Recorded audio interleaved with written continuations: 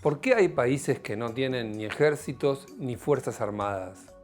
El siglo XXI ha sido testigo de varios conflictos armados y guerras en diferentes partes del mundo.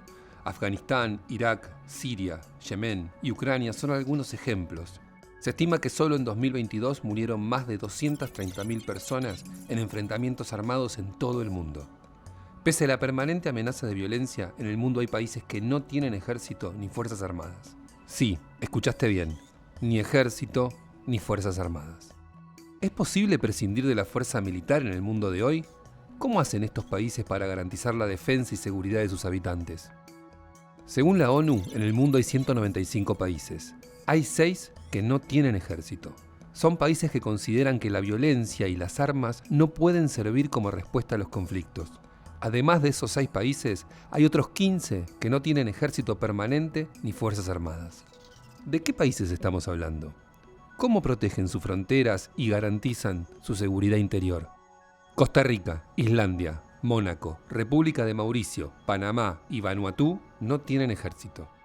Los motivos por los que estos países decidieron prescindir de ejércitos son variados. Por ejemplo, en Costa Rica prevalece una tradición pacifista.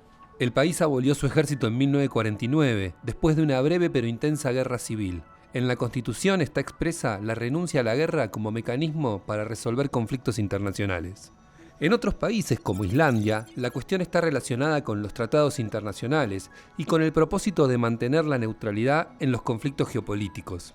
Los islandeses son activos participantes en las misiones de paz que emprende la ONU. Vanuatu es otro ejemplo. Fue colonia hasta 1980. Durante los años bajo dominio británico y francés no tuvo un desarrollo militar importante. Luego de la declaración de la independencia, este país insular de Oceanía priorizó las inversiones en educación, salud y desarrollo de infraestructura. En Panamá prevalecen motivos económicos. El 31 de diciembre de 1999 se completó la transferencia de la administración del Canal de Panamá, que tras 2 décadas de transición pasó del dominio estadounidense al del gobierno panameño. Este hecho crucial para la historia del país marcó el final de la presencia militar de Estados Unidos en la zona. Panamá prescindió del ejército para ejercer la soberanía sobre el canal. Esa decisión tiene como fin garantizar la neutralidad de la gestión. Por territorio y población, la República de Mauricio, una pequeña isla ubicada en el Océano Índico, tampoco considera necesario mantener una fuerza. Por su ubicación, este país africano nunca estuvo involucrado en conflictos geopolíticos. Mónaco no tiene ejército permanente por su historia de neutralidad. Además, su cercanía con una potencia como Francia lo mantiene a salvo de cualquier amenaza. Ninguno de estos 6 países se ha visto involucrado en guerras a lo largo de su historia reciente. En el siglo pasado, antes de la revolución de Internet, la idea de no tener ejército podía resultar irrisoria. Hoy existen mecanismos mucho más sofisticados para defender un país o para asegurar un territorio. En este caso hay que hacer una aclaración. El término ejército se suele confundir con el de Fuerzas Armadas, pero en esencia no son lo mismo. Fuerzas Armadas es un concepto más amplio que engloba a todas las ramas militares de un país, entre estas al ejército. La aclaración vale para decir lo siguiente.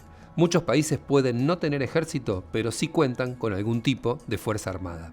Siguiendo con los ejemplos anteriores, en Costa Rica, la seguridad está a cargo de la fuerza pública. Es la principal institución encargada de mantener el orden interno del país. No solo previene y combate el delito, también interviene en caso de emergencia o en caso de desastre natural. En Islandia, la seguridad y el mantenimiento del orden público son responsabilidad de la Policía Nacional de Islandia. Esta agencia se encarga, entre otras cosas, de las investigaciones criminales y de combatir el narcotráfico. Por su ubicación geográfica, la Guardia Costera Islandesa es indispensable para la seguridad exterior de la isla. Panamá cuenta con diferentes fuerzas que se ocupan no solo de la seguridad interior, sino también del cuidado de la frontera. Existe otro grupo de países que no tienen ni ejército ni fuerzas armadas. En total son 15, sobre todo de Europa, algunas islas del Pacífico y Centroamérica. Andorra, Dominica, Granada, Kiribati, Liechtenstein, Islas Marshall, Estados Federados de Micronesia, Nauru, Palaos, Islas Salomón, Samoa, Santa Lucía, San Vicente y las Granadinas, Tuvalu y Ciudad del Vaticano. Un caso particular es el del Principado de Andorra. un microestado ubicado en el sureste de Europa entre España y Francia. Andorra tiene poco más de 80.000 habitantes. Es un país chico que vive del turismo y de la banca. Ese enfoque casi exclusivo de la economía le impide desviar recursos para mantener una fuerza de seguridad. ¿Cómo hace un país sin policía para brindarle seguridad a sus habitantes? Las estrategias dependen según la ubicación geográfica y los tratados internacionales de cada país, entre otros factores. En el caso de Andorra, el gobierno tiene tratados de cooperación con sus vecinos España y Francia que se encargan de la defensa del territorio andorrano. Algo similar ocurre con el Vaticano, una ciudad-estado ubicada dentro de Roma. Si bien cuenta con su propia policía, esta trabaja de manera coordinada con las fuerzas de seguridad italianas. En Liechtenstein, la seguridad y la defensa se basan en alianzas con Suiza y Austria.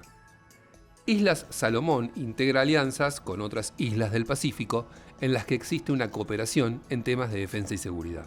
El país caribeño Granada se independizó del Reino Unido en 1974. Desde entonces, y por falta de presupuesto, decidió no disponer de una fuerza militar.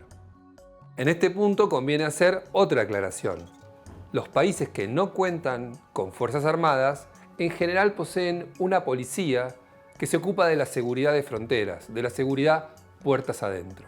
Por eso, la relación entre ejército y niveles de inseguridad no es necesariamente directa. De hecho, la mayoría de los países que mencionamos en este informe tienen niveles relativamente bajos de delincuencia. Y los delitos tradicionales que se cometen en esos países no son como aquellos delitos que solemos ver en las noticias por televisión.